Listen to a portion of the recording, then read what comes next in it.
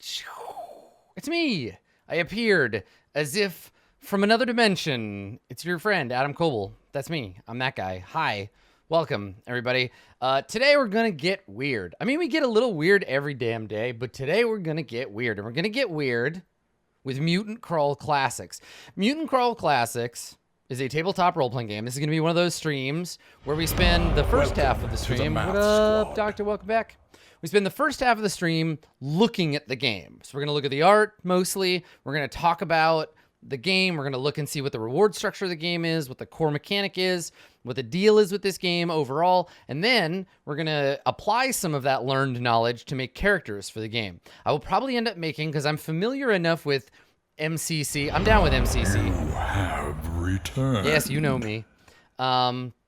I'm familiar enough with the rules to be able to kind of say, like, I think what we'll do is we'll make several characters. Here, let's jump over to the jam. So we're gonna make several characters. We'll probably make 4 like crappy funnel characters, and then we'll make a first level character or 2. It's pretty quick. So this is the cover over here. This is the lovely cover of Mutant Crawl Classics. I was going to give you my own like description of what this game is, but we'll let the game tell us instead. So this is the cover of the game. It looks a lot like Dungeon Crawl Classics, which is great. Same artist. We got a purple lady, or maybe the lighting is really purple. I don't know. We got a bug man. We got this like Franz Kafka motherfucker fighting like a robot. And then there's a plant guy, and this is just a whole scene. If I had to guess, I would say Plant Man, Purple Lady, and then the Front Bug are all trying to fight that Robo Dude. So, yeah, this is the cover. The whole book is this bright pink. It leaps off the shelf, like just leaps off the shelf onto your eyeballs. And I think one of the best things about DCC is its art. It is full of art. There's like a ton of it, and it's all quite cool and good if you like this slightly janky, 100% weird art style. Doug Kovacs, I would say, is the like art director of Goodman Games, but there's lots of other artists, and we'll talk about that and we'll go through when we do the thing. So the description of Mutant Crawl Classics on the cover is Mutant Crawl Classics role-playing game, triumph and technology, won by mutants and magic. Okay, so mutants and magic will be winning triumph and technology. That says a lot, actually, about what this game is about. I love the little tagline. So we're going to be looking for triumph, we're going to be looking for technology, and we're going to win it with magic and mutants. So that's pretty fucking cool. So let's take a peek at what we got inside. So we get this gatefold map. You get a map like this, like an actual fold-out map on the physical product. This is Terra AD. Got this Futurama-looking robot down here. Some continents. This is 100% like a Kovacs watercolor. Like I think I've seen like an in-progress shot of this. This is the world. It's like a single continent. It's an interesting map because it doesn't actually tell us anything about what we might expect from like a campaign setting style map. This is just like, yo, here's some land masses. Figure your own shit out. There it is. So that's kind of cool. We got a little compass rose with some scary bat guy and like this face. I think this is supposed to be a grassland. And then this is the first piece of internal art. It's a Mullen, right? This guy is a pretty famous author. I think this depicts an adventuring party, right? We've got like this little guy with like a psychic magic orb control thing. We got this human with a cool mustache, another plant like Groot looking dude, and then this animal guy. And so the game is starting to imply to us what we might find. And I also take a look. Notice the shape on the floor. Do you see this? The first tile is an M, the second tile is a C, and then the goop is a C. So that's cute. This is a nice like piece of introductory art. Looks like they're going into a dungeon full of bugs and like this Tyrannosaurus bug. This is the kind of art you can expect. Like very busy, very cluttered. Minimalism is not Goodman Games style at all. Yeah, and then this is RPG too, right? Look, MCC RPG. G. Yeah, so expect this kind of art. There's a ton of art throughout the book, and it's all going to be like this, like quite busy, which is cool. It's part of the design. Here's another one, right? Very art heavy. This is the title page. It's got like a crashed spaceship, like a demon guy, and then this dude with a laser pistol. Gonzo, over the top, like ludicrousness is it's the name of the game. I mean, the name of the game is Mutant Crawl Classics, but you will come to know its style. Here's a peace necklace, lightsaber wielding, fighting a crab claw demon wearing a diaper turtle suit with his own laser fire sword. If you want a game that does like serious stuff, probably not your jam. Which isn't to say you can't tell serious stories with it, but like it's not subtle. Subtlety is just, it's out the window for this game. As you can see so far, every single page has this kind of art. And look, what is this, an alien now? I'm blown away. Like, I'm already kind of just like, what is happening? There's so much going on, but this is our first bit of content. So the game is divided into these sections. We've got character creation, which is great. So we're going to learn about our birth sign and our genotype. And then chapter 2 is the classes. So here are the classes in the game. And this is going to help us understand some of the stuff we just saw, right? So in this game, your classes are Sentinel, Shaman, Healer, Rover, Mutant, Manimal, and Planchient. Manimals? Planchients? So I'm guessing here's our Planchient. We got a little Manimal over here. I don't know what this toothy motherfucker is. Or you can, I guess, be... So in DCC, the classes were... It's kind of like basic D&D, where it was like the warrior, the cleric, the thief, the wizard, and then an elf, a dwarf, and a halfling, right? So I'm thinking Mutant, Manimal, and Planchient are non-humans, and then Sentinel, Shaman, Healer, and Rover, they're probably like pure humans. So that's pretty cool. And then chapter 3, mutations. So this is the lion's share, right? Look at how many pages this gets. 23 pages to do character creation, not even 16 to 23, right? Another, 10, 12 pages for classes. And then 42 to 110 is all mutations. Combat is only like 16 pages long. Combat and skills. So if we were to guess just by page count, this is a game that Kelsey fucking Prees cares a lot about mutations. Now, if you've seen DCC, this is like the spells in DCC. Spells took up the majority of a very large book right in the middle, just a big chunk. So I think this is going to be mostly mutations. So that's cool. And then whatever archaic alignments are, artificial intelligences, artifacts of the ancients, bestiary AAD. This is a thing I'm really excited about. Chapter 9, patron AIs. So again, going on my knowledge of DCC, I bet you that these are the gods of the setting. I bet you that you worship the AI. You could be like a shaman of Acroma or Hexacoda or Me10 or Tetraplex. I bet you these are gods because that's how, at least partly, that's how the god stuff worked in DCC. So I'm really interested in that. So we'll see how that goes. And then optional rules for 10, which is mostly like crossover with DCC. Appendix M are books, comics, movies, and TV shows that influence the game, and then a little adventure at the end. So that's kind of cool. So let's flip through real quick. So we've got an introduction and some self-insert art. This is James M. Ward. James is best known for designing Metamorphosis Alpha and Gamma World, which I think are the two touch points for this game from like 1970. So ancient texts inspired this. And so they got James M. Ward to write the foreword. And then the author, Jim Wampler, and his lightsaber vape as a shaman of ancient computer tech, doing his little descriptor of the game. He's the designer of Mutant Crawl Classics. So let's see what Mutant Crawl Classics tells us that it's about. So what is this?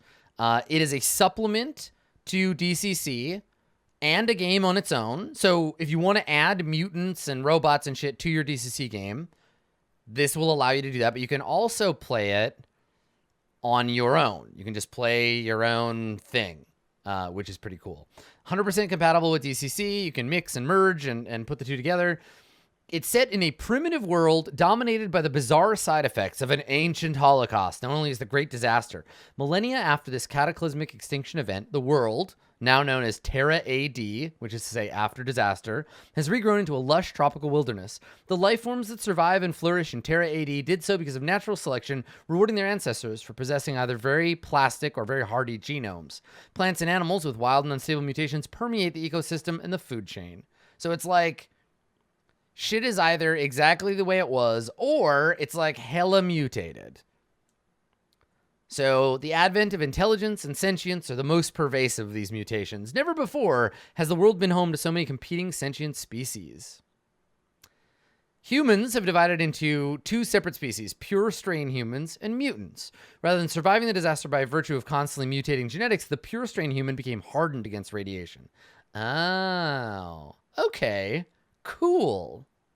This art really reminds me of like old 70s animation, like Wizards. Yeah, some of that kind of like stoner animation type of stuff. Yeah, I like it. It's like a weird guy in a hazmat suit with like webbed fingers riding with a rifle on a armless dino thing. I'm intrigued. I'm super intrigued. So the game gives us a little bit of information about the climate and the campaign setting. I like that it tells us, this is something that I thought was interesting. It tells us that Terra AD is post-apocalyptic, but it doesn't say what apocalypse, right? It's not like this is the apocalypse of our world. It says, was it the fall of lost Lemuria? Was it the Ragnarok of the Norse gods? An atomic holocaust? The dying throes of a Vancian dying earth? Like, it's so gonzo, and then throws us this, like, this could literally be the post-apocalypse of anything. It doesn't have to be, and this was true of DCC too. It has a very like loosely defined setting that's only defined by the stuff. It's what we would call in game design the implied setting, right? It has an even more implied setting than say Apocalypse World. It does tell us that it's a tropical hothouse climate. The sun is red and bloated. The skies are an emerald blue-green. We got dense jungles, a world struggling to heal. Some wounded lands still persist, right? Radioactive glow deserts, battered volcanic crater country. Megafauna is the rule rather than the exception. Weather is hot and rainy. Typical thunderstorms, glow storms, meteor showers. And when the skies are clear, you can clearly see there's no moon, only an omnipresent sky arc. Fucking awesome. So the four types of sentient creatures in the game, pure humans, mutants, manimals, and plantians, they have rudimentary Stone Age technology. So this isn't like you can be part of the Brotherhood of Steel, right? So there's them. There are a few rare species that have joined together in secret societies called archaic alignments. So that's what we saw before, these archaic alignments. I guess this is going to replace law and chaos. These are our kind of factions in the game. And then a small number of artificial life forms that remain from the pre-disaster era. Androids, robots, holograms, and AIs. And like I said, with the right know-how, some might be tamed and retained as service, and the greatest may decide in turn you're barely worthy to become worshippers of their ancient might and glory. Artificial intelligences and patron AIs. That's so fucking cool. Look, it's a bear with an axe. So can I just like applaud Goodman Games? They have provided, and I've criticized games for not doing this so many times, and it's so good to see this happen in this game, right? So essentially page 1, right? The first page of useful information is what the fuck is this game? What can you expect in the game? And then 10 pages in, 2 pages from the introduction, the core mechanic. Thank you. Do not save the core mechanic until after character creation. Do not tell me about this until I've already made a bunch of decisions. Give me right up front how this fucking game works. Because if you don't do that, I'm going to make a character Then I'm going to learn the rules. Then I'm going to throw my character in the garbage and start over. I'm going to feel like a jackass because you didn't teach me the rules before we did character creation. So good work, Goodman Games. DCC does this too. This is great. The core mechanic in the game is you roll a d20. Roll high, beat a DC. Sometimes the DC is specific, like an armor class, which is a kind of combat DC. If you roll equal to or higher than the DC or AC, you succeed. A roll of 1 is an automatic miss. A 20 is an automatic hit. And that's that. Occasionally, when you act, you might roll a d16, a d24, or even a d30 for weaker or stronger character classes. Pardonnez-moi? A d16? So that's sort of a special thing, and we'll talk about that in a second. DCC does this too. I have these dice for this thing because of DCC. So I like this too. The game knows that its audience is probably familiar with some form of D&D. So now it says, how is it different from 3rd edition or 3.5 or Pathfinder, right? No prestige class, no attack of opportunity, no feats, no skill points. Pure strain humans choose from one of 4 classes. Mutants, manimals, and planchant, their races and classes are the same. Ascending armor class. Everything you do involves a d20. 3 main saving throws, fort, reflex, and willpower. There are critical hit tables. I am normally not about adding critical hit tables to a game, right? When people are like, how do I spice up combat in 5th edition D&D?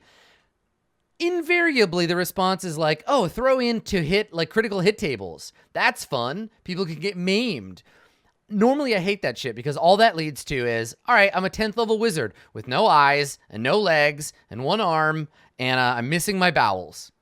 It's not fun. Your characters just devolve into a pile of severed limbs.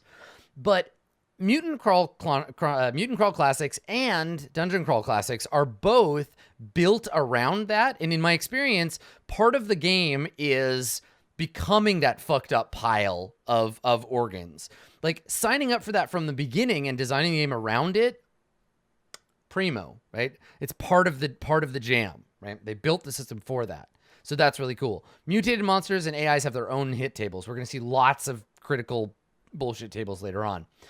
In this game, as with DCC, you can burn off your ability scores to enhance your rolls. You'll have a luck score that you can burn, and then shamans, mutants, manimals, and planchants can burn other abilities too. So that's pretty cool. It gives you a little bit of freedom to do better at your rolls. Healers have quick, near instant healing abilities derived from local herb use and biofeedback techniques. Shamans have wetware programs they cast with a programming tech, so that's cool. You're a shaman, but really you're like the technical class. Shamans may or may not lose their programs from memory after casting. A low result means you can't run that program again. So you're techno shamans. That's cool. So a shaman in this is like a wizard cleric. And now we have the badass Swamp Thing Manimal Adventure Party leading us into character creation. So you're no hero. You're a wasteland wanderer, a mutant, a seeker, a robot killer, a stoic shaman guarding forgotten ancient sciences. You seek triumph in technology, winning it with mutations and magic. So I think when they say magic, they mean like techno magic, right? The techno shamans. Soaked in the radiation and quantum fields of the altered, the savage, the semi-sentient, and the artificially intelligent. Pretty hot.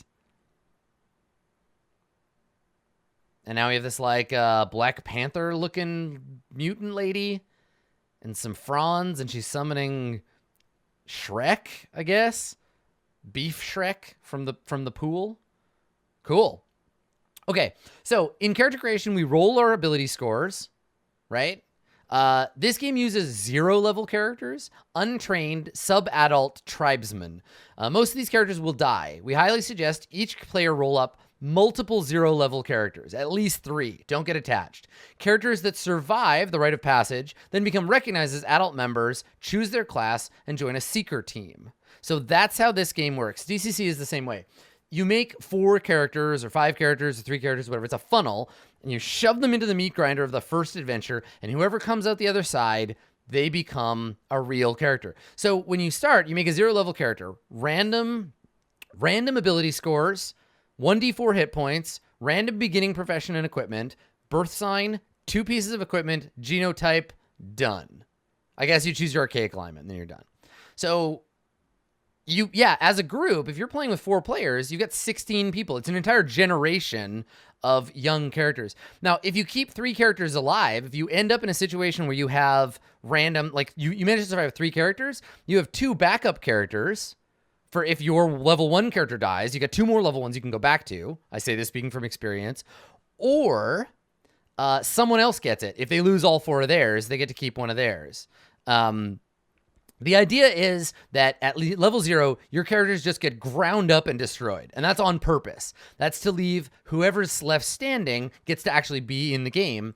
But you retain some of the stuff that happened to you, right? Like your beginning profession is actually the skill system of the game. This game has no proficiencies, but what you were as a profession, that's everything you can do, which might be great if your profession was like blacksmith or something, but it might be dumb if your profession was like rutabaga farmer. So when we played Dungeon Crawl Classics, I played a campaign of DCC that was, we played for a year and a half every Friday, 6 hours for like a year and a half. And the characters in that, one of them was like Sven, and Sven was a thief, but Sven started as a rutabaga farmer. And once or twice in the whole campaign, Sven was like, wait, this is something that a rutabaga farmer would know how to do. Like examine the soil or grow a rutabaga, I guess. Know about plants. So you establish this thing where you're like, this is all the characters. They're all together. They're all part of the same tribe. Anyone who survives becomes a member of a seeker team, which are like adventurers that go out into the world and like collect artifacts for the tribe. So that's what you'll be doing. You're basically testing your characters. Now, this game uses weird dice. And what I like about the weird dice, it sucks that you have to buy new dice, I guess. I love my weird Zaki dice. My D3, my D5, my 7, my 14, 16, 24, and 30. Love them. They're great. It sucks that you do have to buy the new dice. I guess you can substitute other ones by dividing, but that's not fun. They're weird shapes. But what I love about them is it creates this feeling that it must have felt like in 1972 or whatever, where you're like, Dungeons and Dragons? What's that? Ooh, a game with dice. What is this shape? What is this 8-sided die? What is this 20-sided near sphere? So good, right? Like, it allows us to have the physical connection to the game that like we can't get anymore. Like I've grown up with polyhedral dice, but when I played DCC, having to look at my dice and be like, wait, which one is this? God, this is a weird shape. It was a nice feeling, and it really creates a tactile connection to the strangeness of the game, and I like that. So, you know what? Let's go ahead and roll up. Let's roll up some level zeros. Let's make our little tribe of 0 levels. Let's just do it. Okay, let's do that. So we're gonna hop back. I have my Roll20 account open here. I've got my character creation thing. And we're gonna make some level zeros. We're gonna make some nobodies. So the character sheet has 2 separate. Here, I don't quite need this much real estate. Yeah, there we go. So it has 2 separate types of character sheet that I can use. I got a 0 level, and I got a 1+ level here. So let's figure it out. Let's just fucking do it. So we got to roll stats. So these are my stats, right? We got strength, agility, stamina, personality, intelligence, and luck. Cool. Okay. And let's see. If you roll a character with a -3 modifier to hit points, possibly resulting in negative hit points, the character is stillborn and you just roll up a new one. Okay, good. It's possible for level 0 characters to start the game severely handicapped by unlucky ability scores. Judges should encourage players to play even these 1 HP wonders, as many things can happen to these characters during the course of play. See, I love that. Like, don't be scared of like rolling crappy stats, because you never know. You might turn out to be Berg, right? And I love that. Throughout the game, this game really like tells you like the dice are a fun part of the game. Don't be scared. Okay, so let's roll our ability scores. We're going to roll 3d6 in order. Here we go. Okay, so roll 3d6. Let's just do it. All right. My first stat, my strength, is 11. Okay. We have 11 strength. We have 12 agility. So agile. So fucking agile. We have 10 stamina. What's up, average guy? We got 14 personality. Ooh, maybe this guy will be a shaman. That'd be fun. We got 9 intelligence. Okay. Okay. Good. Good. And we got 12 luck. Okay. Great. So, you know, personality. Probably a shaman. Probably a shaman. All right. So we got that. Let's roll our birth sign. And thus, which roll is affected by the character's luck modifier. Now, this is a certain type of roll in the game that will modify your rolls no matter what. So this is either good or bad. So let's see. What is my birth sign? Look at all these birth signs. Okay, I was born under the sign of, roll a d30. The sign of the Roxen. Ooh, all melee attack rolls, which is great if I had a bonus to luck, but I don't. So it just means that as my luck goes down, if I burn it, I'm going to get shittier at melee attack rolls. But that's okay. I was born under the sign of the Roxen. I don't know what a Roxen is. I imagine it's like an ox, maybe. Okay, good. Melee attack rolls. I got high personality. Born under the sign of the Roxen. I get a flint dagger and a water skin. So sign of the Roxen. Melee attacks. Okay, melee attacks. I don't have any mutations yet. My starting luck is not 8. My starting luck is what did I say? 12? It's not bad. Okay. Melee weapons. Okay, I get a, what did we say? A flint dagger. Great. I don't know how much damage it does, but I'll look that up later. I'm entitled to roll twice on table 1-4 for my beginning equipment. Okay, 2d100. I got a 42 and a 28. So I also get a leather shield. Nice. Nice. That's cool. Leather shield. This character's ready to become an adult. And a 28. Oh, shit. A stone-tipped spear. That's way better than my dumbass dagger. This character rules. All right. Stone-tipped spear. Stone-tipped spear. And that does, okay, so here we go. So we got a damage dice is 1d4 for the flint knife, and then 1d6 for this bad boy. Nice, spear and shield, armed to the teeth, ready to go. Okay, cool. And what else do I need to do? We've got my luck, which I can burn to not fail at things. Oh, I have to get my occupation. In the Neolithic societies of Terra AD, there are only 2 level 0 occupations. Hunters or gatherers? Let's see what I was. Come on, hunter. Come on, hunter. Here we go. D100. Gatherer. All right, well, I get a large leather sack. Large leather sack. Okay, cool. So we get a large leather sack. We were a gatherer. Maybe we're just tired of gathering. We're like, fuck this. I refuse to gather anymore. Now I'm gonna gatherer. I'm gonna go out there and I'm gonna kill some people. That's my jam. All right, so my leather shield, I think, gives me a +1 to my AC. Yeah, here we go. Leather shield, +1 AC. So my AC goes up to 11. That's right. Goes up to 11. Yeah. I'm going to be impossible to hit now. Okay, so this is base AC. Total AC, I'm not sure. Oh, yeah, and I can hit people with it, too. So in this game, there we go. In this game, your fumble dice, how bad your fumbles are, depends on how much armor you're wearing. We'll talk about all the combat shit later. Okay, so our character is 0 level. If we reach 10 experience or we finish our rite of passage, we'll gain a thing.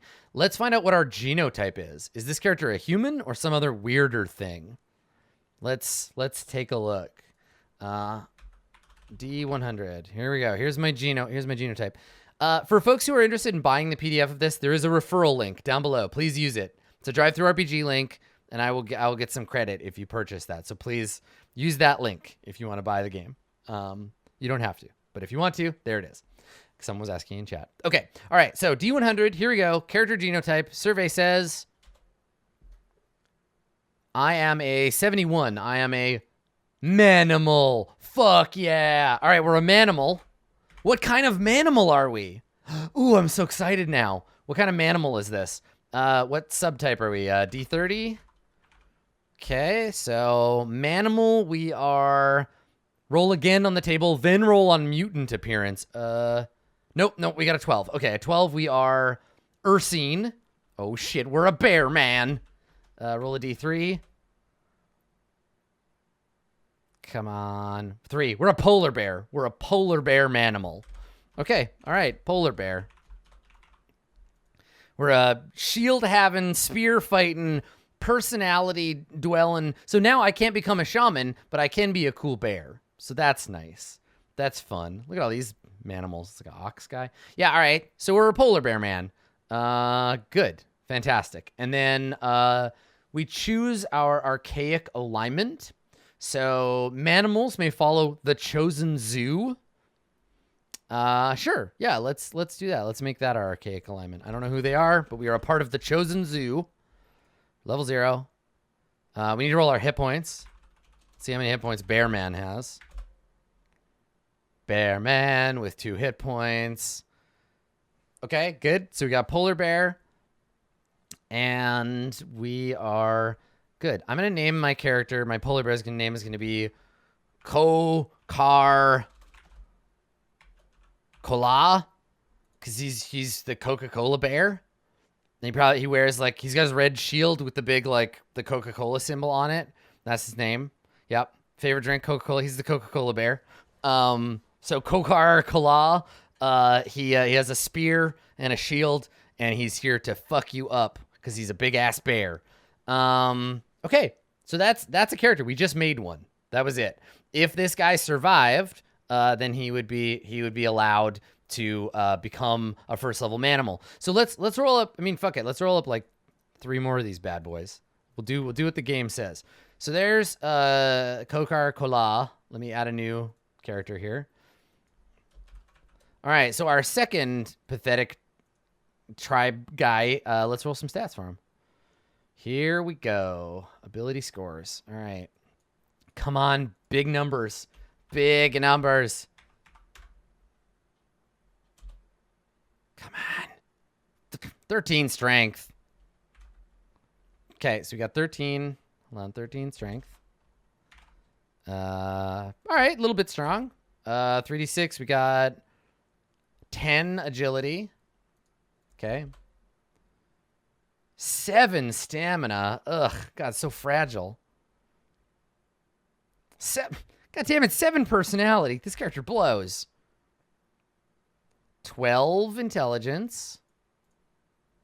This is gonna be a warrior or something. And then lastly, 9 luck. Man. Okay, all right, great. So there's that guy. Kind of strong, sort of shitty everywhere else. And let's give this guy hit points. Now that we have our constitution. He's got 3 hit points. Okay. And now we're supposed to do profession and equipment first. So let's do that. D100 for profession. This guy was also a gatherer. Okay, so we get a leather sack. Large leather sack. I don't know why the manimal didn't just eat this guy for breakfast, but that's fine. Okay, large leather sack. And then his starting equipment is 2D100. A 6 and a 76, so we got a bone club. Bone club. Oh yeah, our stamina modified my hit points, so I actually only have 2. God damn it. Okay, we get a bone club. Oh yeah, at level 0, yeah, you modify your hit points. Yeah, that's why you can end up with 0 hit points. But hey, I get an extra to hit and damage bonus from my strength. So 1d6 bone club. We also have the flint knife. Okay. And that was, because that's what it's called, right? We get a flint knife. Flint dagger. And that's a D4. Okay. And then we also get, 6 and a 76, which is a conch shell trumpet. Conch. So we got a conch shell trumpet. No, there's no minimum HP. If you roll 1 HP and you have a -1 penalty, your character dies, and you just roll a new one. So I guess you can die in character creation in this. God, that would suck, hey? Like, you get a character that's, like, really good, and then you roll 0 hit points and you die. Sucks for you. That's why it's fast. Okay, so we got our occupation. We got to roll our birth sign. So this dude was born under the sign of 13. The sign of the Genomorph. Ooh, that sounds cool. The sign of the Genomorph. And that gives me a luck bonus or penalty to mutation rolls. All right, born under the sign of the Genomorph. We have our luck modifier for mutation checks. I'm not sure why both of these are on here, but that's okay. And let's see what kind of genotype this guy is. So roll a D100. This character is 81. Ooh, he's also a manimal. All right, so we got another manimal in the mix. So manimal, and this manimal is, right, that's what I got, 81. 81, manimal, okay. This manimal is D30. This is an 11, a feline. Ooh, a sexy cat man. And we got a 4, panther. Okay, this is a panther man. All right, manimal panther. And I'm going to name him Pan-Thor. You know, because he's pansexual and he likes Thor. You know, he's really into old Marvel comics. There you go. Pan-Thor. Like Thor. But yeah, you thought I was going to make a Black Panther joke. Yeah. Nope. Haha, gotcha. Okay, that's not my name. That's his name. There we go. Pan-Thor. Player name is Adam. That's me. Okay, all right, so Pan-Thor and his friend, the Coca-Cola bear, Kokar-Kola, played by me, Adam Cole. Okay, and then I think that's it, right? We're good.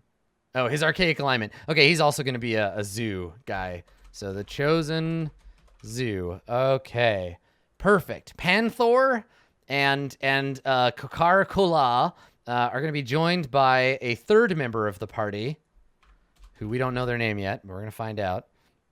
Let's see if this character is a piece of shit. So you can see this is really like, it's fast making these characters. You make 4 of them for each player. Takes like a half hour. Yeah, are we going to get another manimal? I don't know. I guess we'll find out. Okay, so strength. Our strength is 9. Great. Our agility is 11. I haven't gotten any really good ones yet. Come on.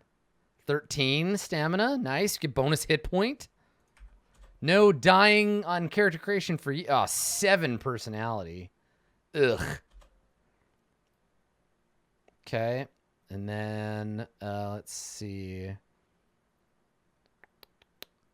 No, there's no gender roles in the game. You pick. The game doesn't even have a field for it. It just cares about your genotype. Because I suspect that gender is probably something that is more complex depending on what sort of like genotype you are and like what culture your character comes from. So yeah, there's no gender stuff. The game does not care about that. But you certainly could. Okay, we got a 14. That was my intelligence, I think. Ooh, so smart. Okay, and then luck. Come on, big numbers. Come on. Give me that good shit. Oh, 11. Well, it's not nothing. Okay. All right. So let me see what this run-of-the-mill, slightly high stamina seeker did with their life. This one gets a +1, so 3 hit points. Nice. And they used to be a... We get another gatherer. Yep. Another gatherer. Okay, we used to be a gatherer, which gives us another large leather sack. Leather sacks for all. Large leather sack. Okay.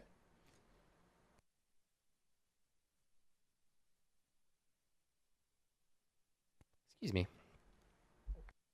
Okay. So everybody's got sacks. I got a sack. You got a sack. Everybody got a sack. We're done with gathering. We're going to go become adventurers. We were born under the sign of the... Come on. 24. Born under the sign of the CPU. Nice. That's a good one. Okay, so that gives me a bonus to initiative if my luck were higher.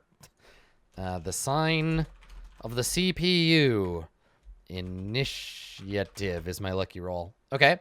And I get my flint dagger and my water skin. I'm not going to bother writing those down. We all get those. I get 2 more pieces of equipment. 2d100. This character gets a 40 and a 30. I wish I had a 40.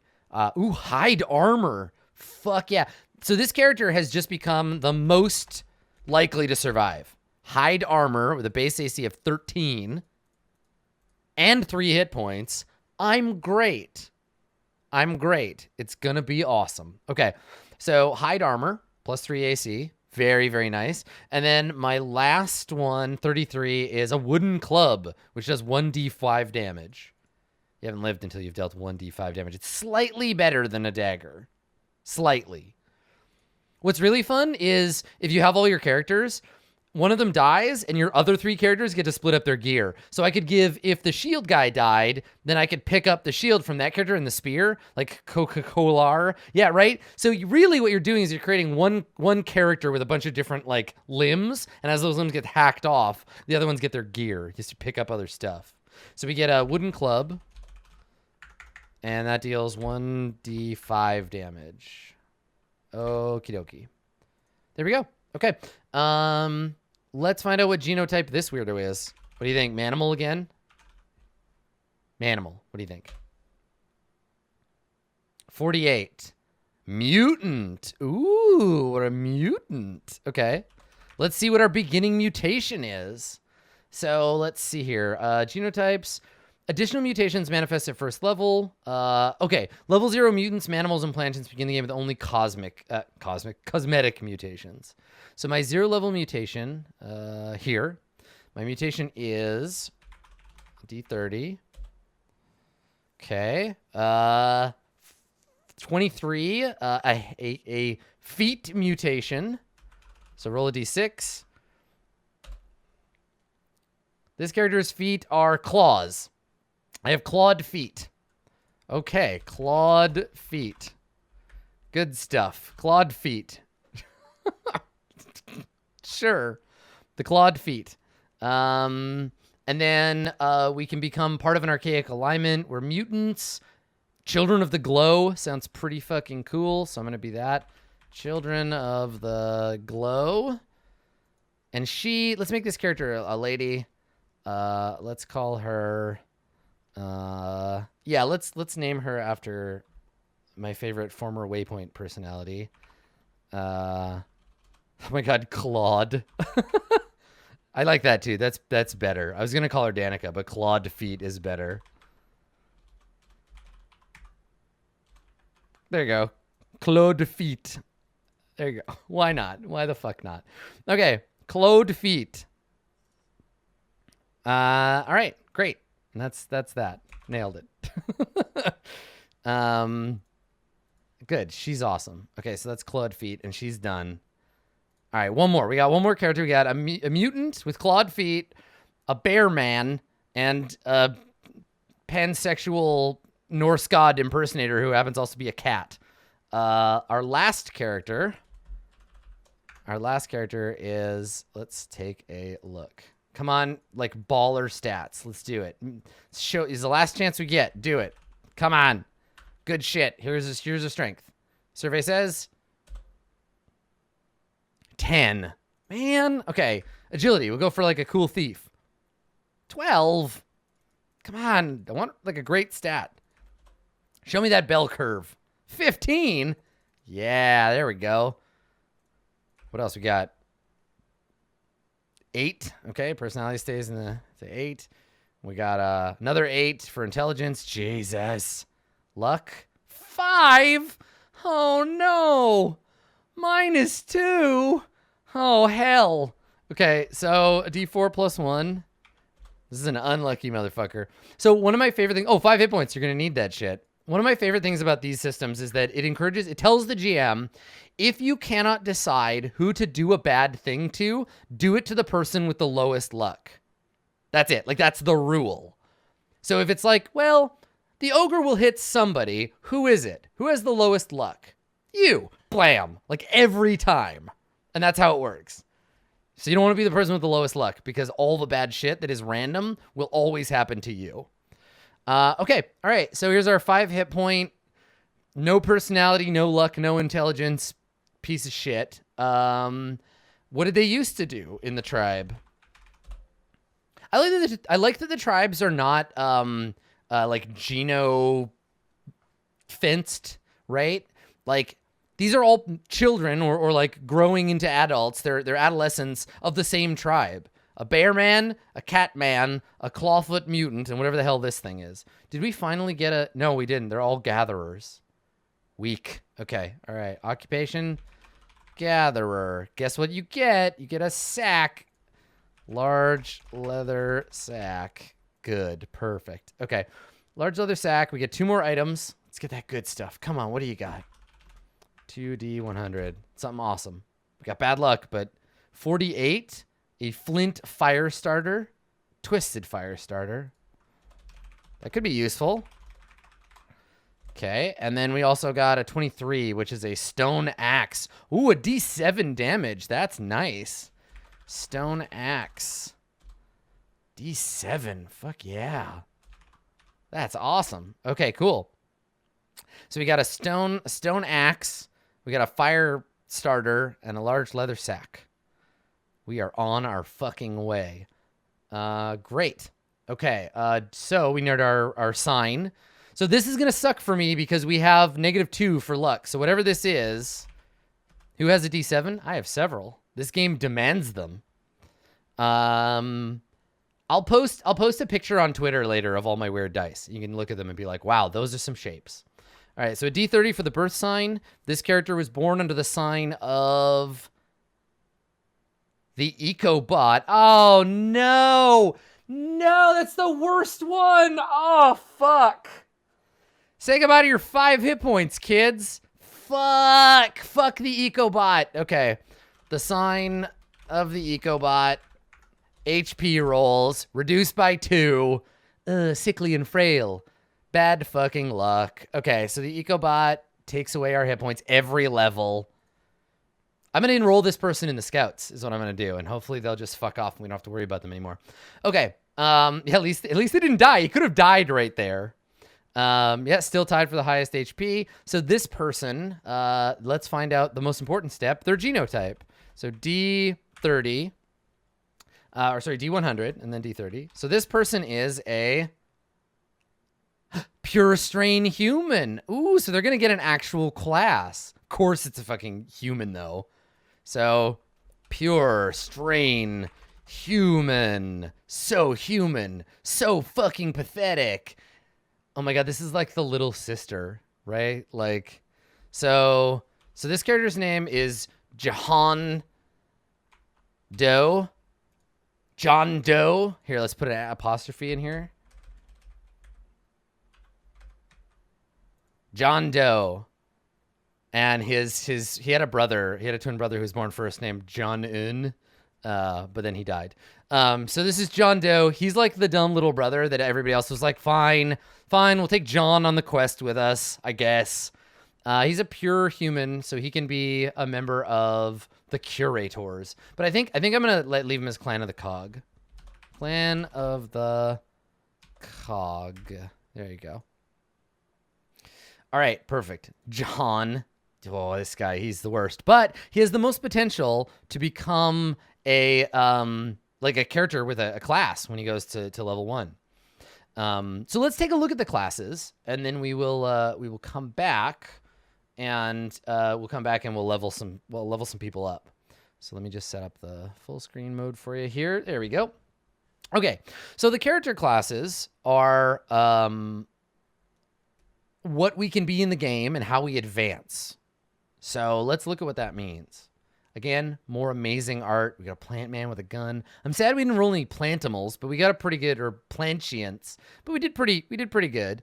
We got this cool cyber arm looking dude. We got this coral person. I think their name is probably Coral. And we got a rat man, little rat man. All right. So our options are, we're looking at some of these for John. So John could grow up to be a sentinel. You are your tribe's protector and its first line of defense. You are the hardened warrior who explores the ruins and taboo lands with an eye out for enemies in danger. Use your specialized knowledge of weapons and armor of the Ancient Ones to better protect your team and to survive the many hazards if you're a warrior and or a fighter. You're not trapped in a world full of your enemies. They are trapped in a world with you. All right, Coral. So this character... Well, no, see, so that's the thing. Shadow Sentinel in chat said, if I were a GM, the Eco BS would have been the offer of a reroll. That's the point of this game, right? You're making a 0-level character who may or may not die. The game lives or dies on the fact that you have to stick to the dice. Because if you start bending the results to see what's cool, you lose everything that is fun about this game. The randomness, even when it's a slap in the dick, is still so inherently a part of this game that if you avoid it, you might as well not be playing this game in particular, right? I'm of the mind that most games, you lose something if you fuck with the dice results, but in this game particularly, you do not want to mess with that. It's very important. So it looks like the Sentinel, look, we get D12 hit points. That's a lot more than a D4. You can use artifact armor and weapons. It's pretty hot, and get a bonus to artifact rolls. They get an advantage for using artifact armor and weapons like laser rifles or magic wand. No, that's an axe with a, yep. Very lucky. They regenerate luck 1 point every 24 hours. They closely resemble the Ancient Ones and get +2 to AI recognition rolls. So that's something that's really important. The AI, when you meet with them, they try to recognize whether you're a human or not. And then you can be a clan of the cog or a curator. So here are some sentinels. Oh, look, it's like a radioactive symbol with a little flower in it. So there's Coral again, I think. Look at these badass ladies. Oh, she's awesome. Sentinels. She's got a little devil on her front bit. Oh, that's so good. Little flail. So again, Stone Age level tech, but Sentinels can use weapons and like weapons and armor of the ancients. So she's got this like laser pistol down here. Hot. Okay, you could also be a shaman. You, among all your fellow seekers, have the trained capacity to memorize enormous amounts of information and data with precision and detail. This facility grants you the access to enormous power, as you are able to imprint the unified field equations and arcane formulae of the lost superscience of the Ancient Ones onto your very brain, allowing you to run wetware programs granted to you by the ancient and powerful artificial intelligences. So I guess you're a shaman, so you're like a cleric and a wizard? High intelligence often become shamans, specializing in ancient lore and knowledge. Focus on legend and myth, associated with those demigod servants of the Ancient One, artificial intelligences. That's so cool. Techno shaman. You select an AI patron to serve, and you get access to wetware programs of terrible power. They also get Darwinian luck, AI recognition, and archaic alignment, right? So that's like human stuff. Damn. Cool. All right. So this particular tribe of people worships this enormous lady's face that comes from the pyramid.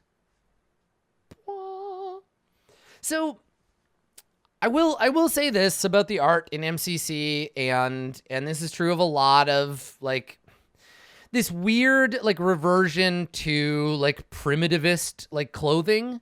It's less in MCC. It's less because it's not explicitly like our future, but I think most RPGs that are like, yeah, you would totally just start dressing like an indigenous American or like that always strikes me as a bit weird. It's a thing that's, it's in bits and pieces through MCC, but not totally prevalent throughout, but you do see it. It's a trope in like Apocalypse World, or not Apocalypse World, but post-apocalypse games. Apocalypse World explicitly doesn't do it. Apocalypse World is much more Mad Max, much more biker future. Anyway, so this is what it looks like to be a shaman who worships an AI.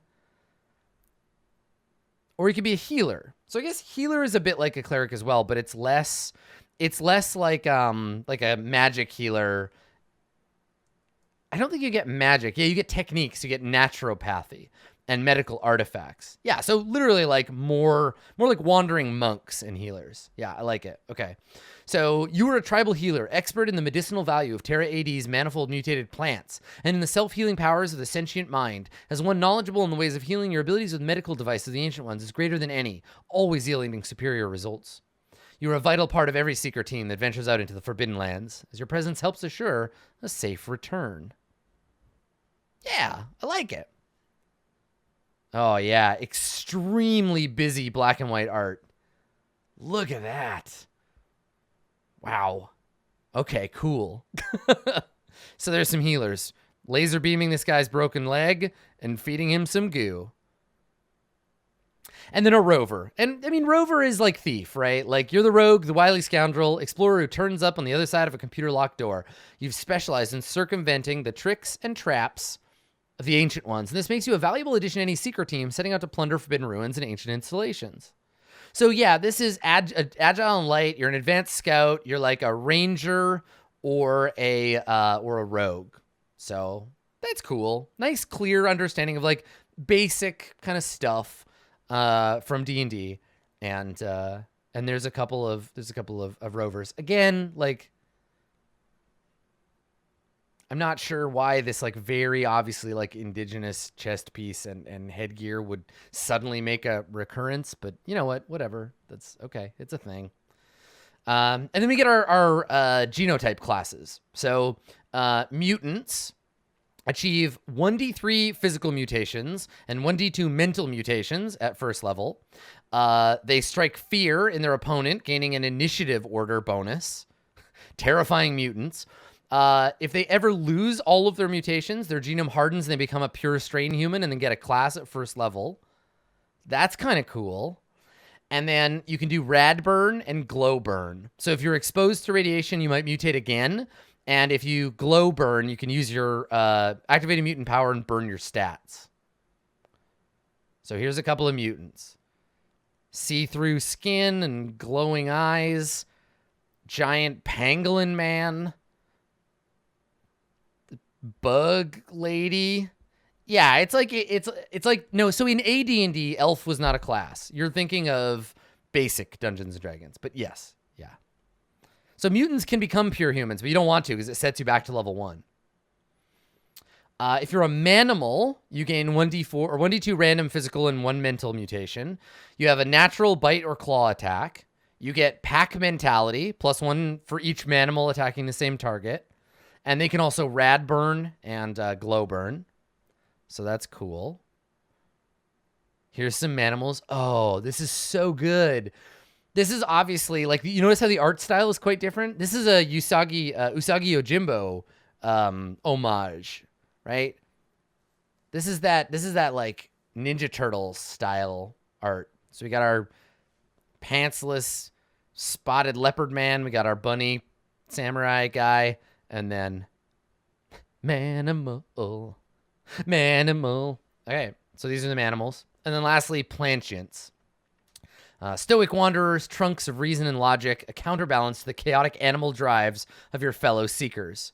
So they get natural thorn or spine missile attacks. So you shoot spines at people. 1d3 random physical mutations. Fragrance pheromones. So they get 2 points of luck for every 1 point they spend. Most outdoor settings, if they remain still, they have a 50% chance of hiding. And then they can rad burn and glow burn in the same way. So here are some of them. Again, clearly Swamp Thing homage, right? Plantient. And then we get our mutations. So rather than dig through each mutation, let's take a look at one, and then we'll go and upgrade our mutant to a first level mutant, and we'll roll some mutations. So there are active and passive mutations, right, that happen in the game. Mutation checks are rolled to use your mutation, so they fluctuate dramatically. Passive mutations are rolled once when you get them, and then you can roll again when you level up. And then defects are harmful and unpleasant mutations. So these are the sort of negative ones. When a mutant, manimal, or plantian achieves level 1, they undergo mutagenesis, which marks their ascension to full adulthood and gives them their new mutations. So each of them has a number of mutations they'll get and ways that those mutations change their character. Radburn, if you are exposed to radiation in the game, you are forced to make a fortitude save, and you may either gain new mutations, or if you roll a natural 1, you lose your mutations. So that's kind of cool. The characters are really flexible in terms of what they get. Glow Burn allows you to take damage to your strength, agility, or stamina and add 1 point to a mutation check roll for every point burned off. Glow Burn abilities heal back, but if you use them multiple times, you can permanently lose your stats. And then here's all the mutations. So as you can see, check this out. Every mutation has its own full or half page table to roll on. So let's do that. Let me go back to my other setup here, and let's upgrade Claude Feet. Let's upgrade Claude Feet here and see how she does as a full-size grown-ass mutant. So let's imagine Claude Feet survived and becomes a first-level character. So I can switch over to the +1 level thing here. We'll change our level to 1. And let's go and we'll go through metagenesis for our mutant.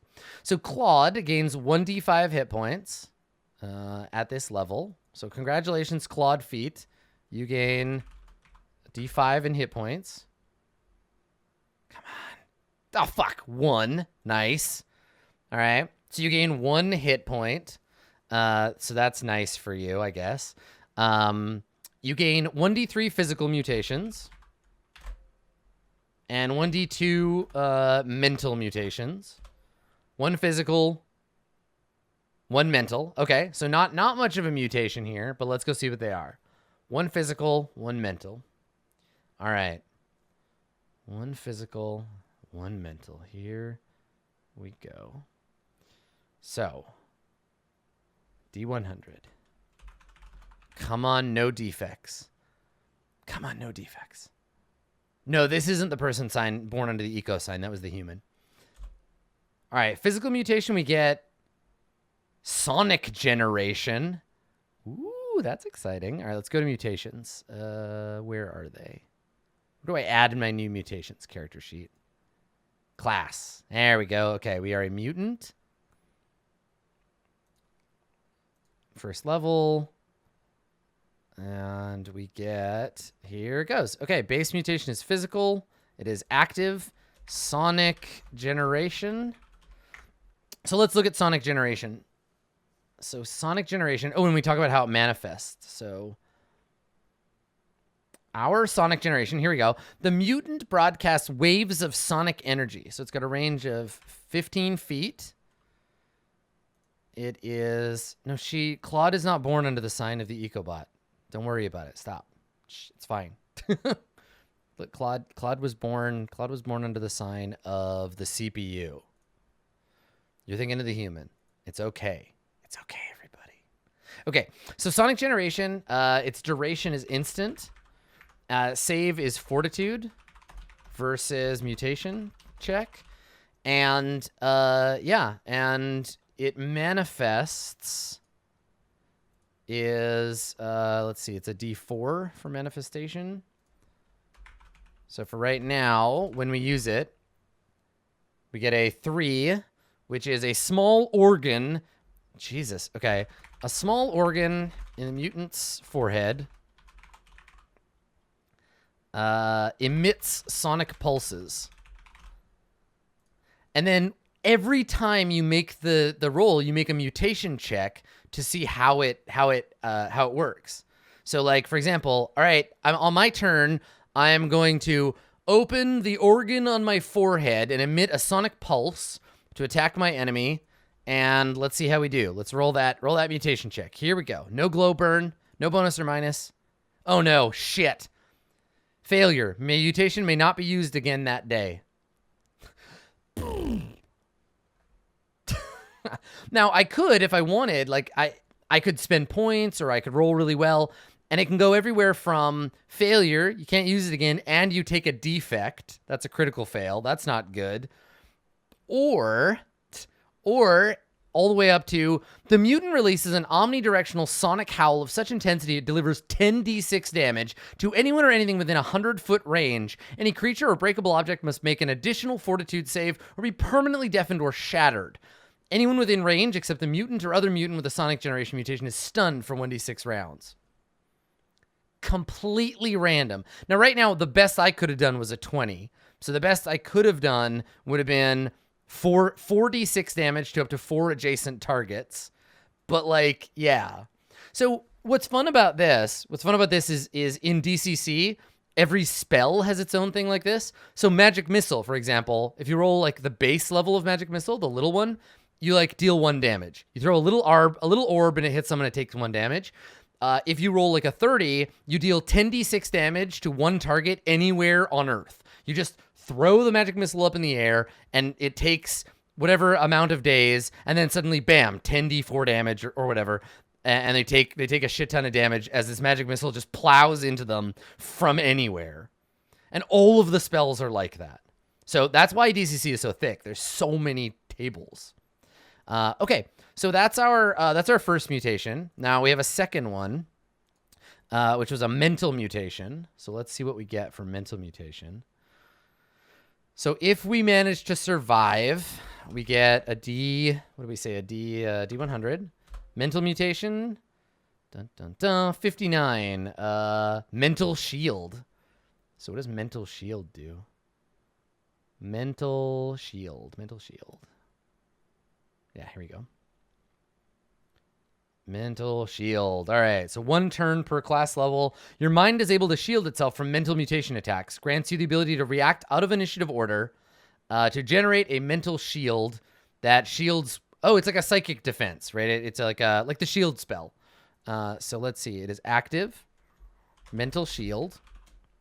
So sonic generating mental shield mutant. It has a range of varies with a duration of 1 turn per class level. No save, because it only affects me. And let's see how it manifests. Our mental shield looks like... numerous small glowing crystals that orbit our head. Small glowing crystals orbit the mutant's head. There you go. Cool. So, wow, and we can protect ourselves. And now let's see what it does.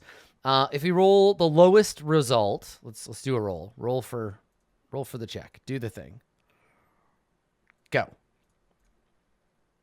Did we get it? Yeah, 14. Okay, so shield yourself from 2d6 damage or half the effect. It's pretty good. I like that. Okay. But all the way up, we could create a massive mental shield that dampens all mental mutation attacks. Any mental mutation used inside the shield or aimed at targets within the shield are negated and fail outright. So pretty swingy in terms of what you can do. But Clawed Feet, she is protected from mental attacks, and she can generate a sonic wave from an organ in her forehead. And that's her. That's Clawed Feet. Good stuff, Claude. Let's level up. Let's level up another character. Let's level up one of our manimals, shall we? Let's level up. Who's a good manimal to level up? Panther. Let's level Panther up here. So Panther is a manimal. An manimal here. So they get D7 hit points. Okay, D7 for hit points. No, the Clawed Feet is just a cosmetic. Another 1 hit point. My God. All right. And then Panther here gets some abilities. At first level, 1d2 random physical and 1 mental. Nice, 2 and 1. Okay, let's mutate our friend. So what's great here is that not only are we like a oh yeah, do I have a minus? Do we have a -1 to my? Oh God, 0 hit points. Fuck. All right, good, perfect. So yeah, not only are we a panther man, right? Panther, we're also a mutated panther. So we're gonna get several more mutations. We got 1 physical, 2 physical, and a mental.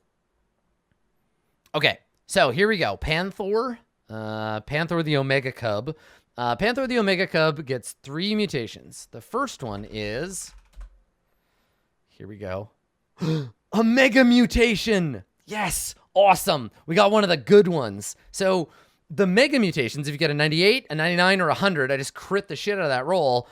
We get a mega mutation. So a physical mega mutation. Here we go. Oh my God, this could be a good one. We got 6. Anaerobic. Ooh, let's see what that does. Okay. So we're anaerobic. It's probably not as good as it sounds. Let's see here. Those are defects. Where's the mega ones? Multiple personality. Here we go. Anaerobic. The metabolism does not require oxygen for respiration. Being is sustained instead by other gases or requires none at all. So I don't... Okay. All right. Anaerobic. It's a physical mega mutation. It is passive. The range is NA. Duration is permanent. And there's no save. Let's see how it manifests itself. Oh, God. Here goes our nose. Roll a d4. The manifestation of this is mutant's body does not contain blood, nor a circulatory system, with all gases being absorbed via direct diffusion on the cellular level. No blood or respiratory system. Cellular absorption of gases. Cool. Also, I'm a panther man. Cool. Okay. Good. Good stuff.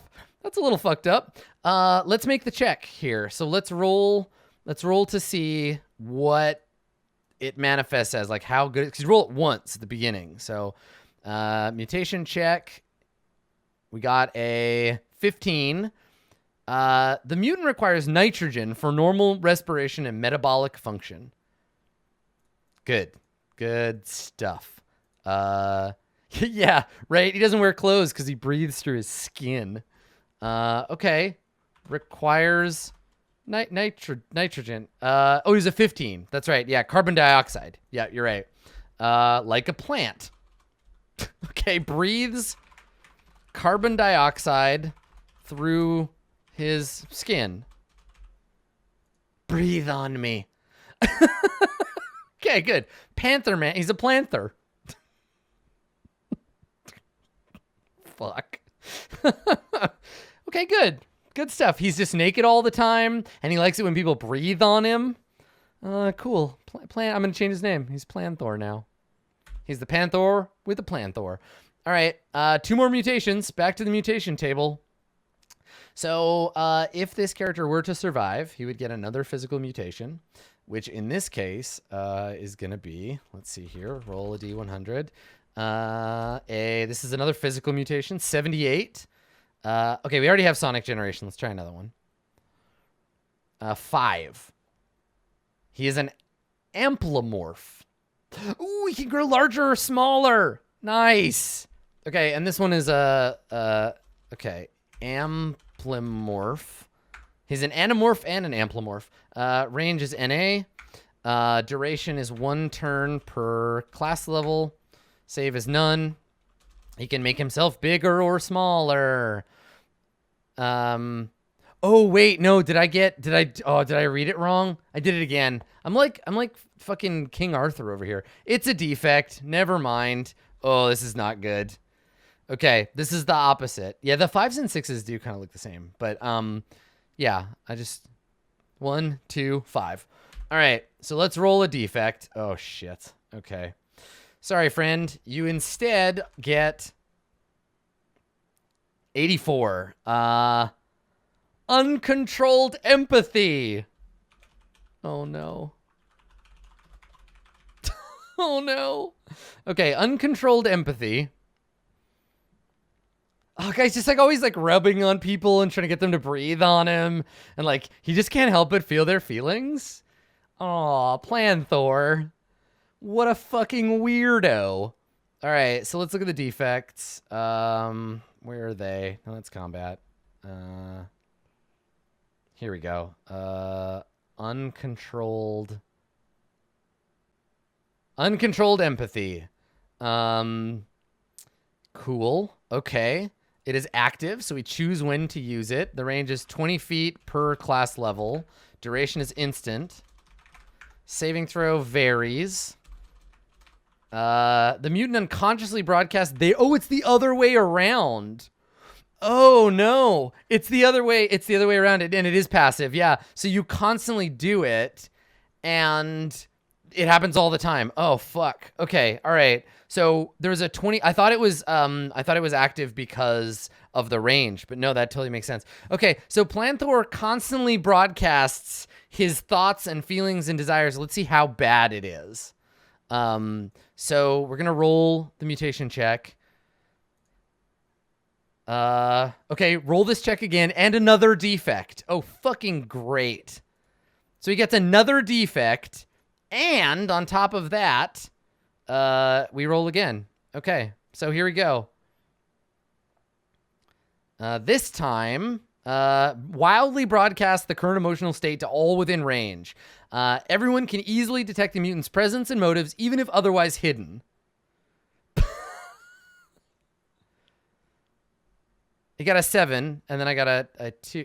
Oh, it's because it's rolling. Yeah, it's rolling at a delay. So yeah, okay. I'm seeing the dice, and then it's yeah. Okay, I see what I'm doing. Okay, so yeah. Okay, so we got a 7. So it's actually just we don't have to take that second defect. We're okay. And instead, it's the mutant broadcast to all within range. There's no save. Everybody notes their presence. Cool. So this is the degree to which it is broadcasting the weirdness. Okay, fantastic. Good. Uncontrolled empathy, anaerobic, and we still have one more. We still have one more mutation. So let's do that.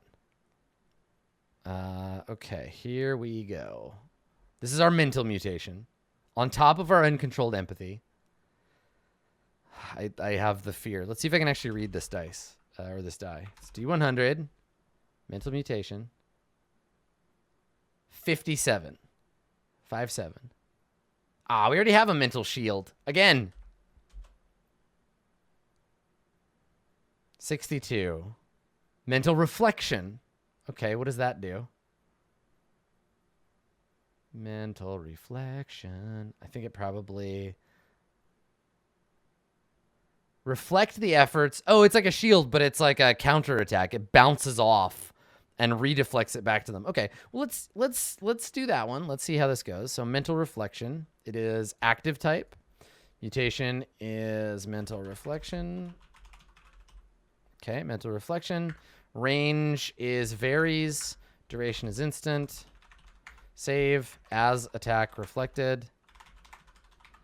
It manifests as a D4. Manifests as a D4, so the mutant's eyes momentarily become blackened twin orbs.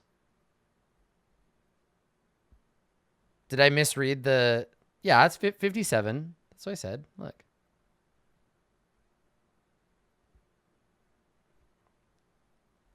$57.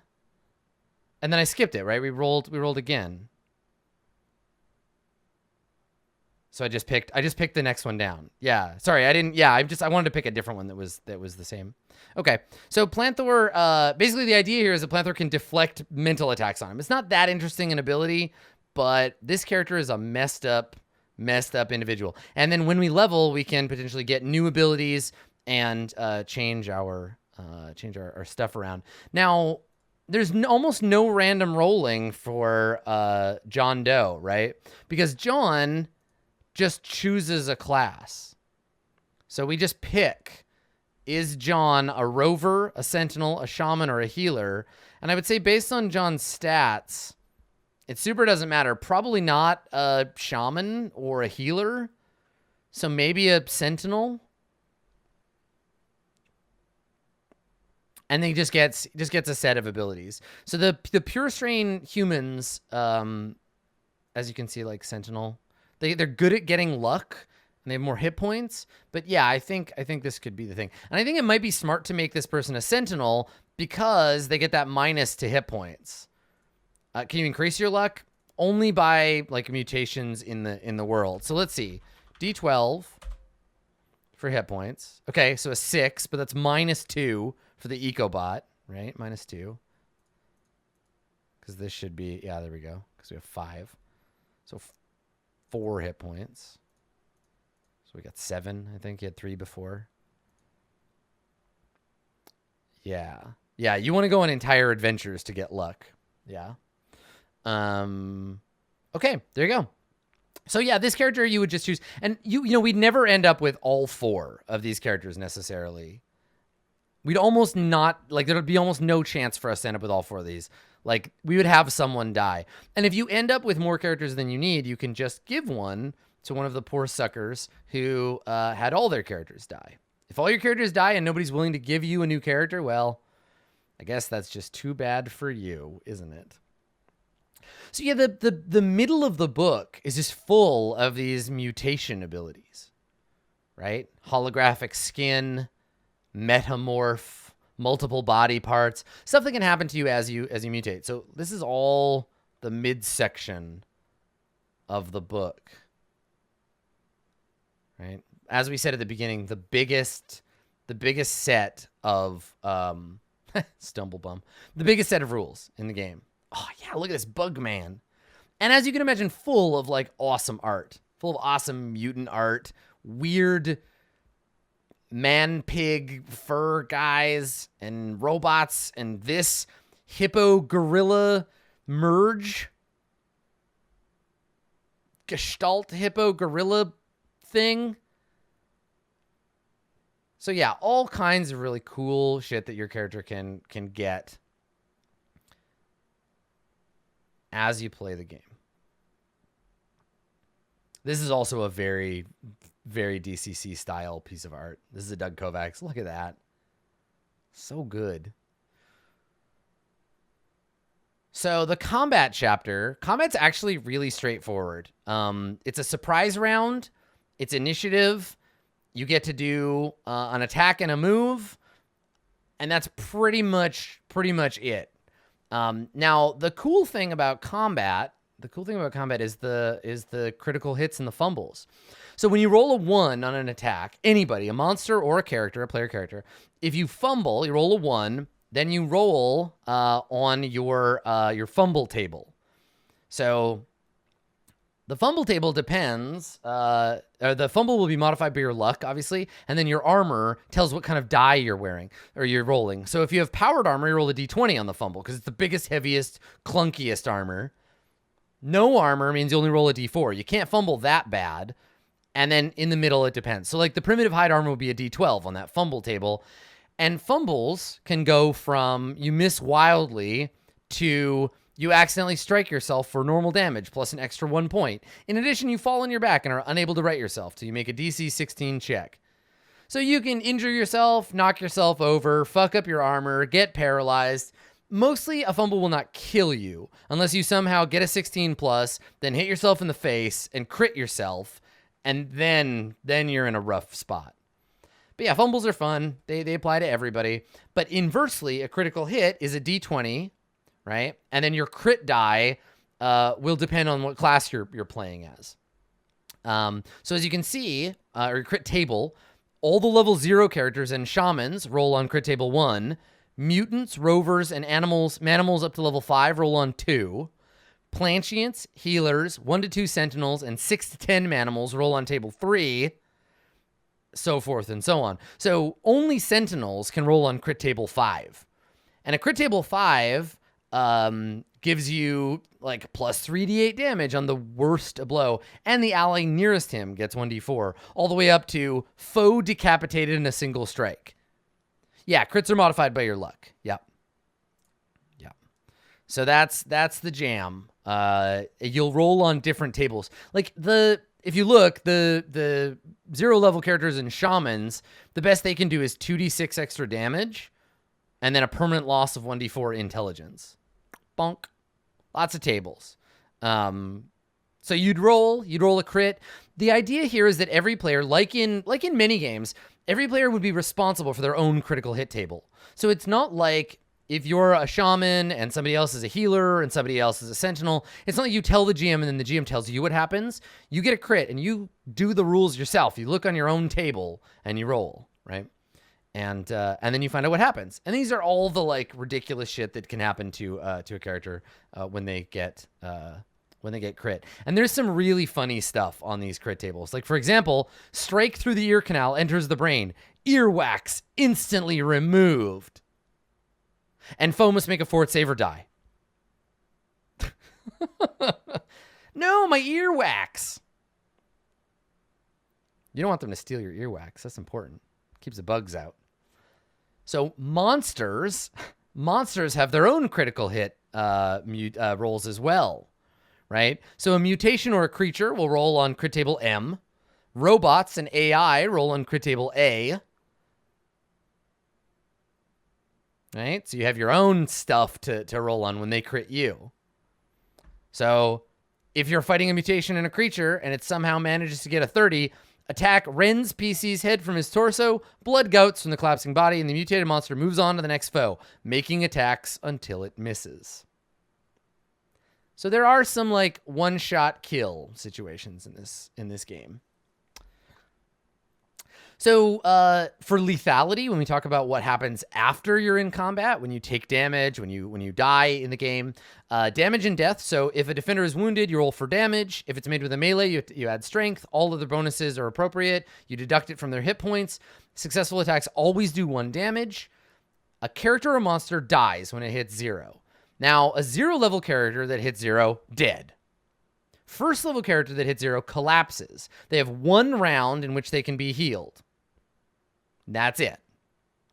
If you don't heal them in 1 round, that's dead. They may be permanently killed. For each level of experience passed, you have 1 more round of bleeding. Now, I love this because the more time you invest in your character, the longer they last. So a level 10 character has 10 rounds for you to save them. You do, however, lose a point of stamina and gain a terrible scar. So you'll probably run out. Chances are good you'll run low on stamina before too much other bad shit happens to you. Thanks, Grayson.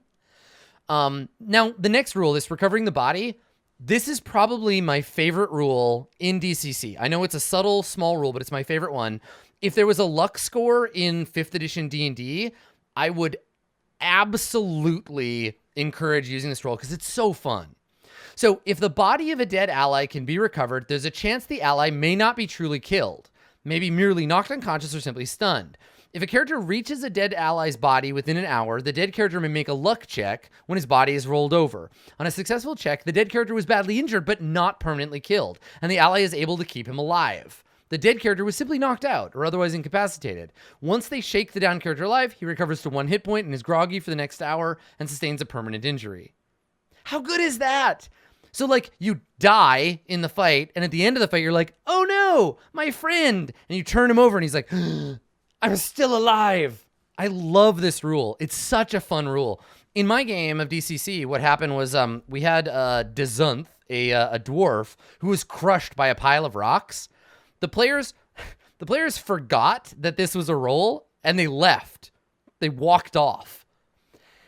And everyone forgot for, like, a whole nother fight, and they went to rest, and then somebody was like, oh no, oh god, the rule, how long has it been? And I'm like, I don't know, like 45 minutes. And they're like, fuck. And they like ran back through the dungeon, dug up the rocks, pulled him out, and he got the luck roll, and he lived. And he never let them live that down. He was like, I was under those rocks for like an hour, you assholes. And that was like part of the game from then on. Like he just would never let it go. So it was pretty cool. Critical injuries heal along with healing. You get 1 hit point per night of rest. You get 2 if you spend all day in bed. Ability scores heal, except for luck, heal at a rate of 1 per. Luck does not heal. If you lose your luck and you're not a pure strain human or a plantient, you burn your luck forever. It's dangerous business to burn luck. You have saving throws. They're basic standard stuff. Burning luck allows you to get a +1 bonus to a roll. You can burn luck to affect your own die. You can declare it before or after. And once you burn your luck out, that's it. Like you definitely you end up in a place where like everybody is kind of looking at each other like, how much luck you got? I got 4. How much you got? I got 2. Fuck. Like we're an unlucky bunch of jerks. So that's a thing. So there aren't attacks of opportunity, but you do engage in melee, so you have to use an action to withdraw. But there's no like tracking movement. We never used maps for DCC. Like we would sometimes draw stuff, but not like hex or grid maps. And then spells. So spells are wetware that everybody has in their not everybody, but that shamans have in their brain, and they run them. They make a roll to cast them. Using the same rules, and we'll look at the spells when we go into the AI. So in this game, apparently there are unicorn bunnies and plant mask men, but there's also alignments, and the alignments in this game are not like neutral evil, chaotic good. They're organizations you belong to. So you could belong to the clan of cognition, right? Now this likens back to when law and chaos were like groups. One thing that I really liked in DCC is if you were a cleric, you would suffer penalties for healing someone who's an opposite alignment from you, and your god could have disfavor. Your god could be like, stop it. I'm an evil god. Stop healing your good friends, which was really fun. So in this, they are social groups.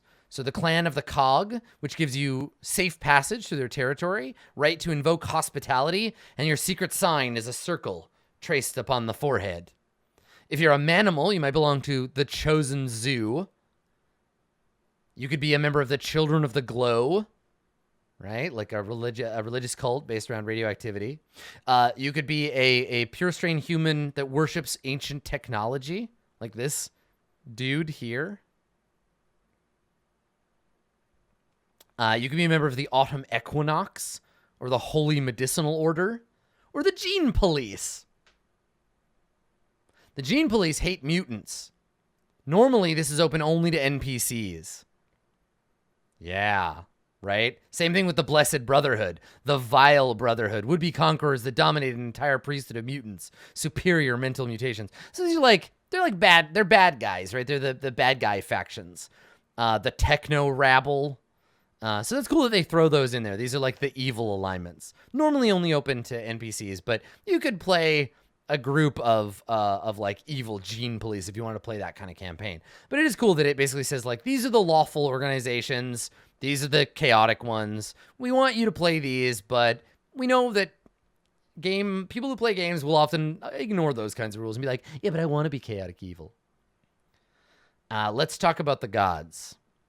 So in this game, artificial intelligences are whatever the fuck this is. And then also like deities, like terrifying, it's a war sign, terrifying deities that you can worship and get spells from. When you interact with an AI, you make an AI recognition roll to see if they recognize you as a human, right? Based on these modifiers. If you're dressed in the clothes of the ancient ones, if you have no visible mutations, so then they might serve you because they were built to serve the ancients. So they might be cargo bots or androids, computer AIs, cyborgs, holograms, and they all have stats and abilities that they can use. So they might recognize you and be able to help you. Such good art too. Covert ops cyborgs with like machine guns, like Tommy guns, I guess. So here's all the stats for the monsters. There's like a cool crime fighting hologram group. Dangerous stuff. So personal assistant AI, all things you can include in your game as options of things to fight or perhaps have as allies.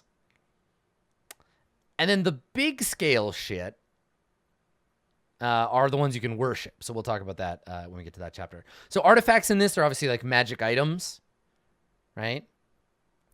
So magic items that you can place in the game, force field belts, laser pistols, etc. And there's a table for rolling random ones. And then, yeah, look at this shit. I wonder what this power armor is a reference to. I wonder who this is supposed to be. I don't know. I'm sure it's nothing. I'm sure it's a totally unique individual creation. Brand new character. So yeah, we got stuff like these dasers, phasers, gowsers, lasers, and masers. A whole page of pistols. Then the equivalent in rifle plus neutron rifles. Grenades, plasma swords, zapper gloves, sexy cat people.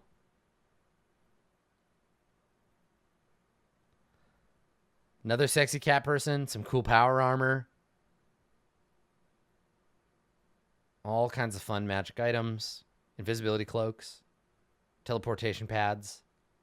Power cells. Vehicles like bubble cars. A gene resequencer you can use to turn someone into a turkey. And now the monsters. Now the monsters. This is where it's going to get real weird. Here we go. Okay, so this is the bestiary, including such exciting things as ether squid.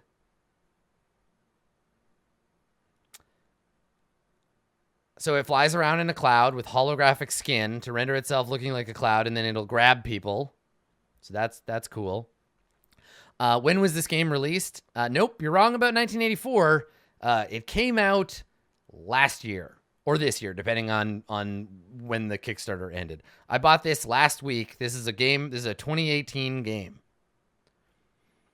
Capropods, which are like spider goats. A cactus rex. Because, I mean, fuck it. Why not, right? The cactus rex. Data ghosts. Changelings. Ant-men. Giant crickets. Great apes. Gophermen. Yeah, Gophermen. Morticon 66 assassin droids. Piranha bats. A pyrosome. A gently undulating grayish windsock, 75 feet long. A quantum cat that can take over what you are. The glass snake. We saw that Shai Hulud before. All kinds of horrific stuff. A Terrorphant, a giant tardigrade that you can ride on. A Tibar, sentient Leporidae, short of stature and foul of temperament. You know this is somebody's fetish. You know it is. Look at that guy. Look at the beefy muscles on this guy. An Evox. God, so good. Look at all these weird monsters. Plus, if you play DCC or you have any of the DCC books, you can grab the stuff. Like all the stats are the same, so you can grab the monsters from that and drop it into this. Really easy stuff. Okay, so these are the gods. These are the gods of the game. They are the AI, the mighty AI to which shamans pray for magic. Patron AIs, world-spanning, super-intelligent computer systems that wield power and influence akin to the gods and demons of myth. So, they belong to one of three organizations. The Mainframe of Order, the Grid of Net Neutrality. Get it? Because they're neutral. The Grid of Net Neutrality. Get it? And then the Matrix of Entropy. So, you bond yourself to a patron AI, setting up your initial relationship with them. Look at this. And then you choose one. So, here's Achroma, who is the ad hoc computer hierarchy with recursive optical memory AI. Achroma. The most dispassionate and rational of all the ancient AIs. Originally a relatively unsophisticated security AI, Achroma developed a code flaw to manifest as many copies of himself as needed in order to successfully command other rogue AI. It's Agent Smith. That's Agent Smith. This is Agent Smith. It's literally Agent Smith. So you can worship agents. Look, known simply as Agent A, invoking this greater AI should be a thoughtful decision. He's likely to query the logic of the call. When summoned, he appears as a 10-foot-tall projected hologram of a well-dressed human in dark glasses and a futuristic black suit. So when you invoke him, He can grant you a boost to your intelligence, right? Plus 1d6 intelligence, all the way up to Akroma's approval manifests as 1d100 hardlight hologram copies of himself, destroying all enemies of the shaman by pummeling them with 3d20 action dice with 1d6 plus 6 of damage per blow. So he is Agent Smith. You just summon him, and your god Agent Smiths the shit out of your enemies, dealing up to 300 attacks at 1d12 plus 6 damage per attack. If you take Patron Taint, so Patron Taint is something that if things go wrong with your patron, Patron Taint for Akroma turns you into a robot man, right? Static electricity, your hair falls out and becomes nanotubes. You become a cloud of nanobots that possess random creatures. And then you can learn 3 new spells. Security Override, which does what it sounds like. Artificial Intelligence Hack. And EMP. So this would be a god you could worship. One of the gods of order. He doesn't like, you know what he doesn't like about biologicals? It's the smell. Okay, so another god that we can choose is Gaia, Global Array Earth AI. Responsible for monitoring and controlling weather systems, retaining full control of the planet's climate and returning it to a temperate and finely balanced mechanism. So this is like Mother, right? This is the Mother Earth computer that you can worship, and she gives changes in the weather. She lets you control the weather. You can turn your hair turns. If you get Patron Taint, your hair turns into grass.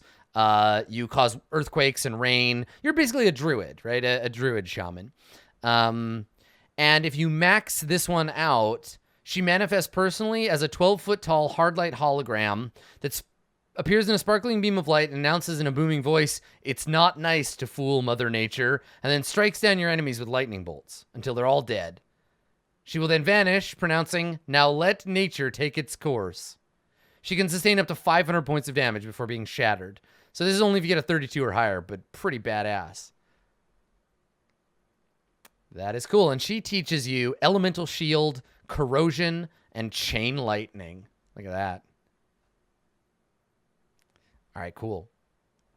So Hail E, another bond, an artificial intelligence in charge of the Hologrid Entertainment Network. Hologrid AI Login Entry in Entertainment.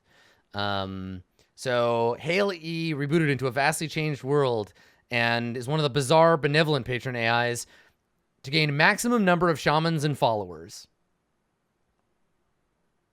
Yeah, seems familiar. Cool. Yep, good. You can bond by wearing one of her networked holo helmets.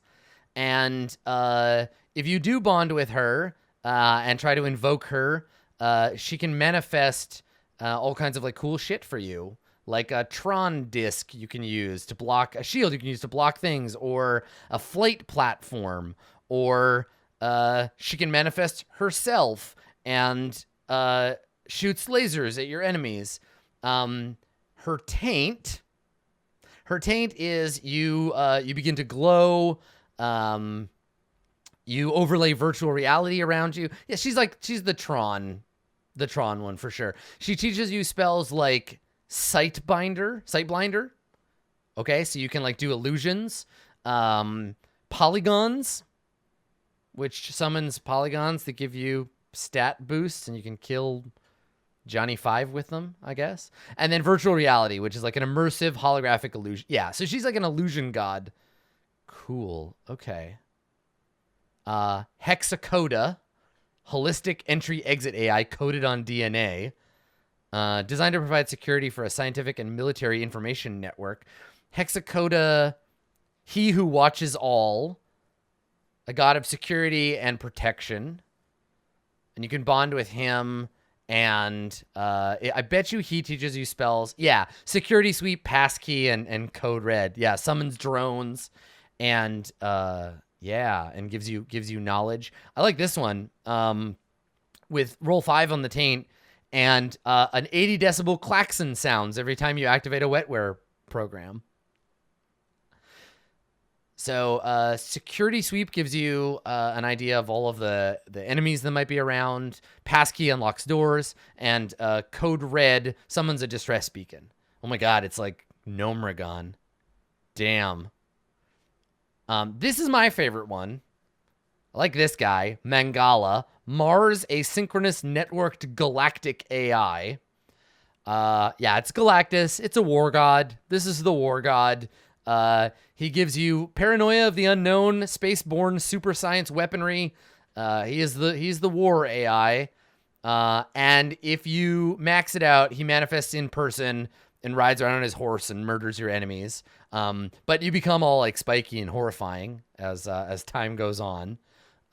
He teaches you the magic of plasma sword, null gun, and powered assault armor. So if you don't want to be like a sentinel, you can also instead become a worshiper of Mangala and get particle accelerators for eyes. So that's cool. And then we got, look at that big robot. And then we got Mnemonic Entity X 10 billion, ME10. This is like a hologram god. What does he do? Gain access to a functioning holobug unit. And he appears as an old man in white clothing, his face haughty and filled with arrogance. What does he teach?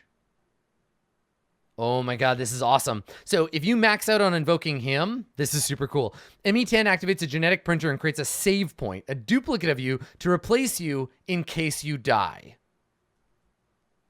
Oh shit, that's so cool. A genetic printer and creates a copy, and then if you die, you get a second life. You come back to life. Nice. That's good.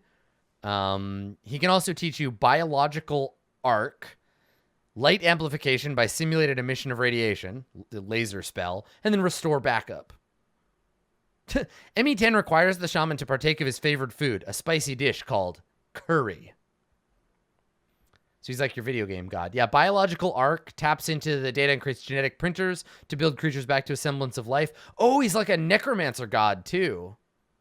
Rad. And a summoner. He can shoot a laser out of his eyes.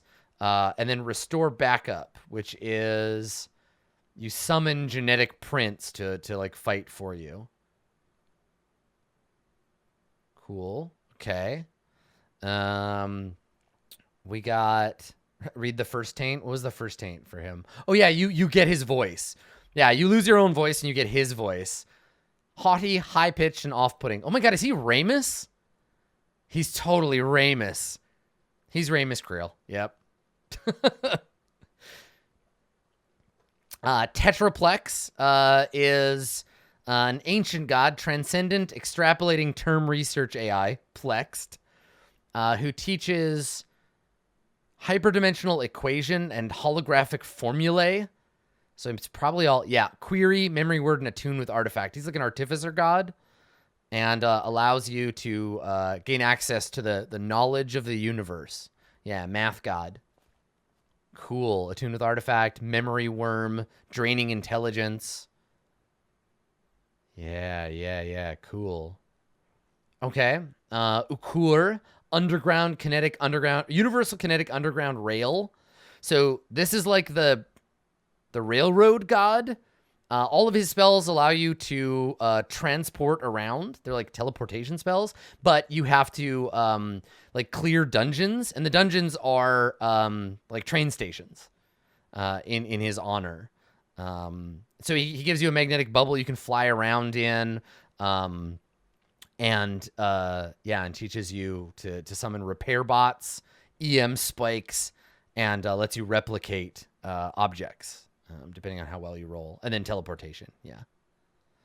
Yes, and yeah, he has a rail map on his face. Yeah, that's the idea. So those are all the gods in the game. That's pretty fun. And then we get our rules about how to mix DCC characters, like dragons and what have you, and with MCC. So if you want to play both games together, you can. And so that's rules for that. I like how it's like we designed this game to merge with DCC perfectly. So like it's 2 pages.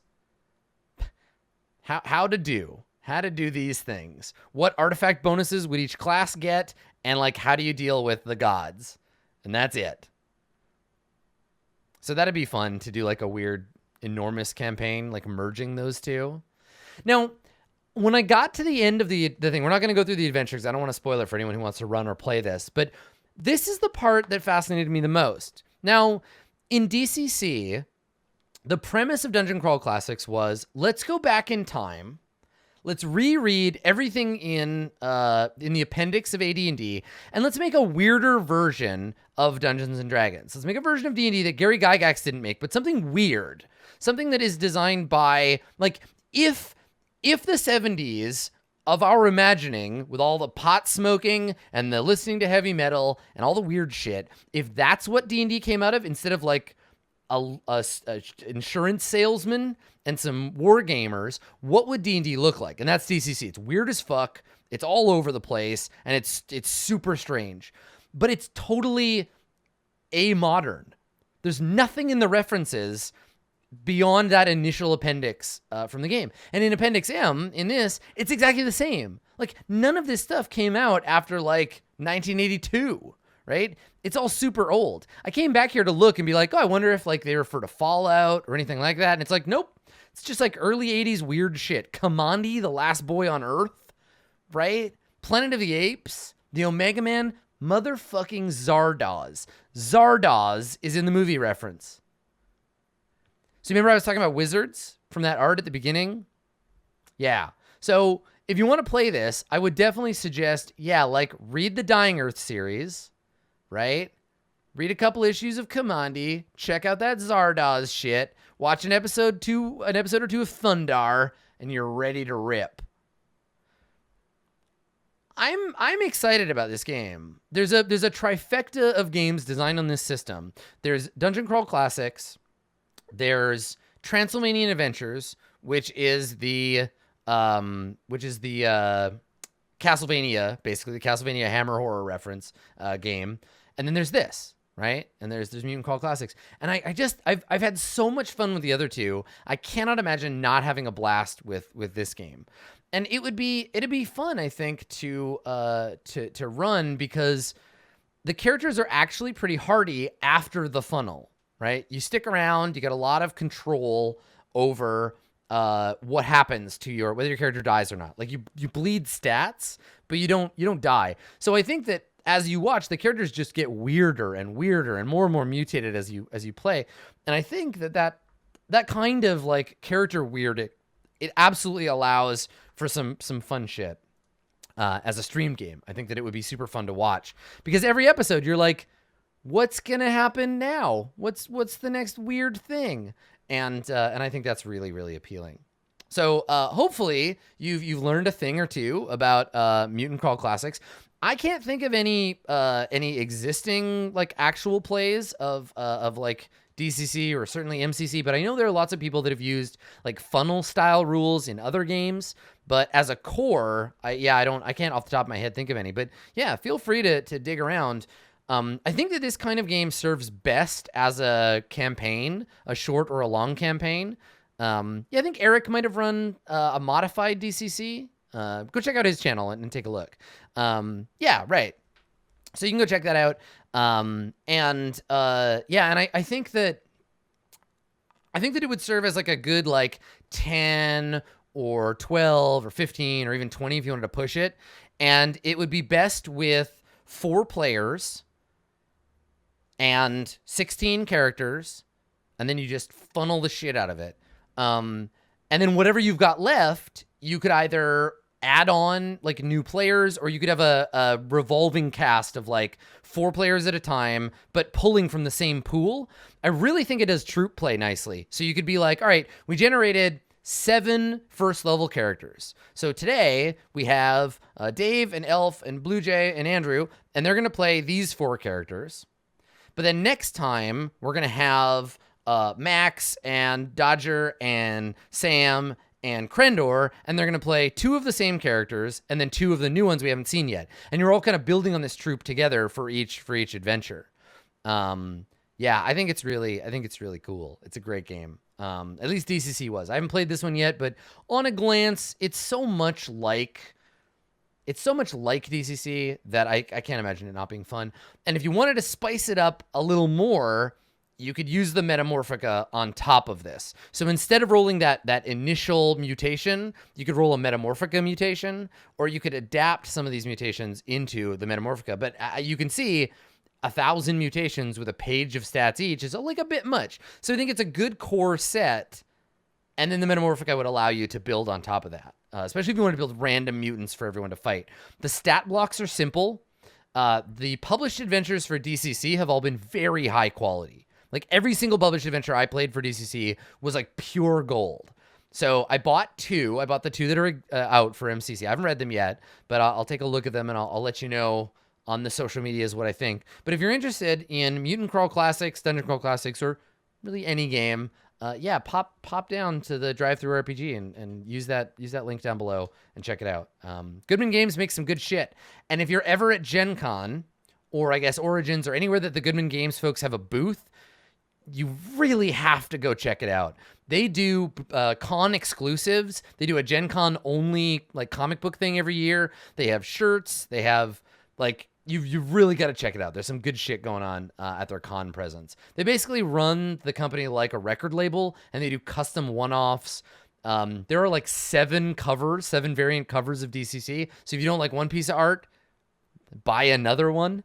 There's a lot of good shit there. So yeah, cool. All right, that's it. I'm done. I'm done showing you MCC. Now go read it yourself. Roll up a funnel. Play some RPGs. End of story. Thanks for coming, mutants. We'll see you next time. Bye, everybody.